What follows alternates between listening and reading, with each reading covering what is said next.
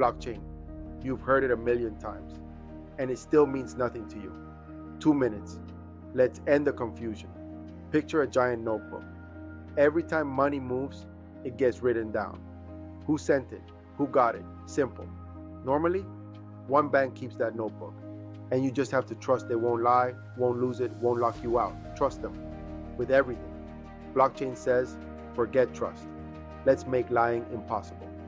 So instead of one notebook in one building, thousands of identical copies live on computers all over the planet. Everyone holds the same pages. Everyone checks everyone. Every few minutes, a new page of transactions gets added, a block. And here's the genius. Each block is mathematically chained to the one before it. Try to change an old page, every page after it shatters instantly in front of the entire world. A chain of blocks, blockchain. So to fake one transaction, you can't bribe one bank. You'd have to rewrite the same page on thousands of computers in different countries at the exact same second, faster than they catch you. It cannot be done, and this is the part that should blow your mind.